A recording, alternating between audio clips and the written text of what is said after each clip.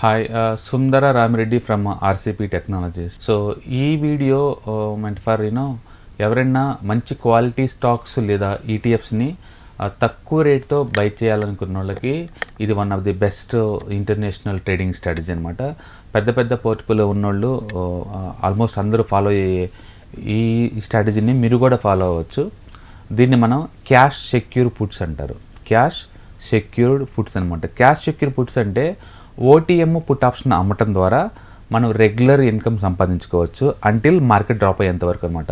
For example ఇండియాలో top most famous ETFs అంటే Nifty bees and అది నిఫ్టీ సంబంధించిన ఈటీఎఫ్ అనమాట. అలాగే బ్యాంక్ బీస్, బ్యాంకుకి సంబంధించిన ETF.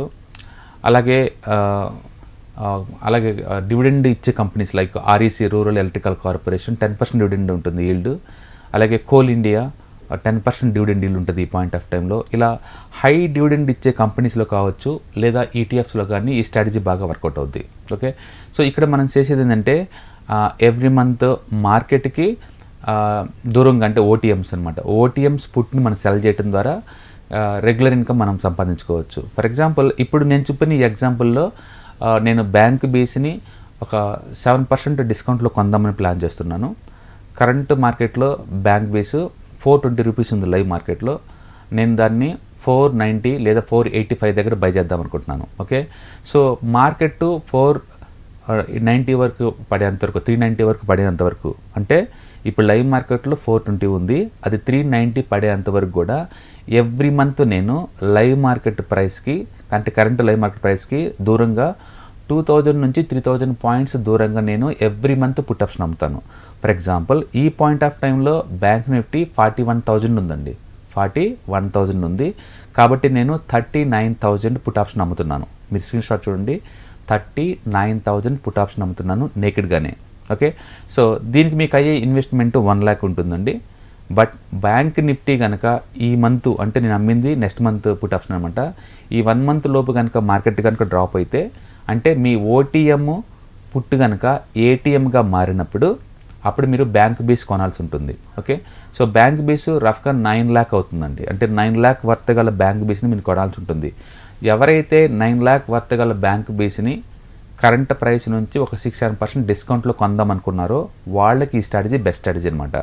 Scenario number 1, market drop అవ్వలేదు అనుకుందాం. అంటే లైవ్ మార్కెట్లో 41,000 ఉన్న bank Nifty end of the month వరకు కూడా డ్రాప్ అవ్వలేదు అనుకుందాం. అప్పుడేమొద్ది మనకి మనీ బ్లాక్ అయింది 1 lakh రూపీస్ అండి, బట్ మన చేతికి వచ్చింది ఆల్రెడీ 12,000 రూపీస్. ఓకే, అంటే మీకు మ్యాక్సిమం ప్రాఫిట్ 12,000 వస్తుంది మార్కెట్ కనుక డ్రాప్ కాకపోతే. ఇది సినారియో నెంబర్ 1.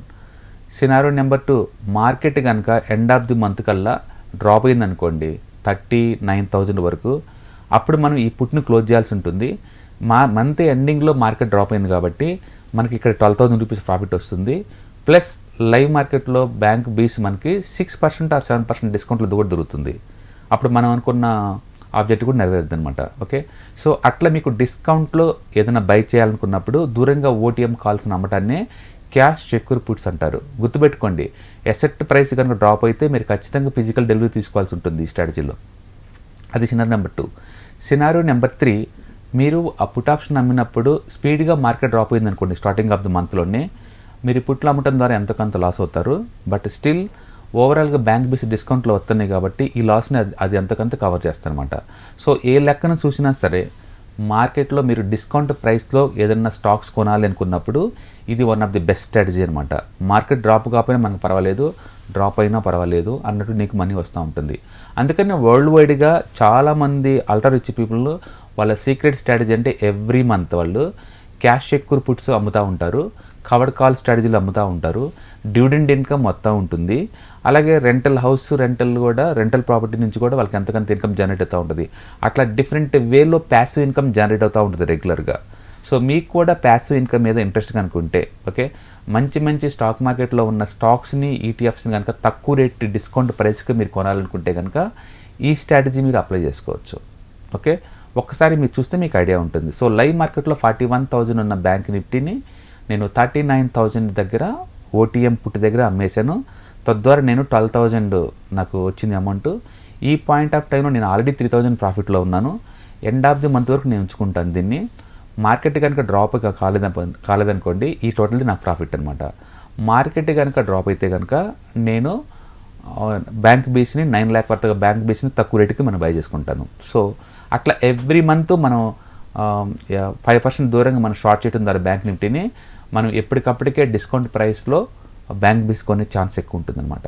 కాబట్టి next time not only ETFs, ఏదన్నా మంచి క్వాలిటీ స్టాక్స్ని కూడా తక్కువ రేటుకే బై చేయాలని కనుక ఆలోచన కానీ మీకు ఉంటే ఓటీఎం పుట్స్ నమ్మండి. మార్కెట్ డ్రాప్ అయ్యేదాకా వెయిట్ చేయండి.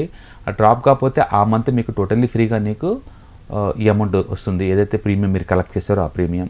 ఒకవేళ డ్రాప్ కనుక అయితే అప్పుడు మీరు క్వాలిటీ ఉన్న అసెట్స్ని మీరు తక్కువ రేటుకి కొనుక్కోవచ్చు అనమాట. అందుకని పెద్ద వాళ్ళందరూ కూడా లైవ్ మార్కెట్లో ప్రైస్ని ఎవరు చేంజ్ చేయరు, అది డ్రాప్ అయ్యేదాకా వెయిట్ చేస్తారు. ఎందుకంటే వెయిట్ చేయడం ద్వారా కూడా మీరు మనీ మేక్ చేసుకోవచ్చు కాబట్టి. సో స్ట్రాటజీని ఏం గుర్తుంచుకోండి, క్యాష్ సెక్యూర్ పుట్స్. ఒకసారి గూగుల్ హిట్ చేయండి, యూట్యూబ్ని హిట్ చేయండి, దాని మీద మోస్ట్ కాంప్రహెన్సివ్ డేటా మీకు దొరుకుతుంది. సో నేను ఎవ్రీ మంత్ కూడా ఒక లాట్ బ్యాంక్ నిఫ్టీని అమ్ముతూనే ఉంటాను. అది కనుక డ్రాప్ అయితే కనుక తక్కువ రేట్తో ఈటీఎఫ్స్ కొంటాను, మళ్ళీ రేటు పెరిగినప్పుడు ఈటీఎఫ్స్ మొత్తం నమ్మేస్తూ ఉంటారు. అట్లా నేను ఎప్పుడు కూడా డిస్కౌంట్ రేట్లోనే షాపింగ్ చేస్తూ ఉంటాను అనమాట. సో మీరు కూడా ఈ స్ట్రాటజీ వాడండి. గుర్తుంచుకోండి, మార్కెట్ కనుక డ్రాప్ అయితే ఖచ్చితంగా బ్యాంక్ బేస్డ్ డెలివరీ తీసుకోవాల్సి ఉంటుంది. Okay, all the best, thank you.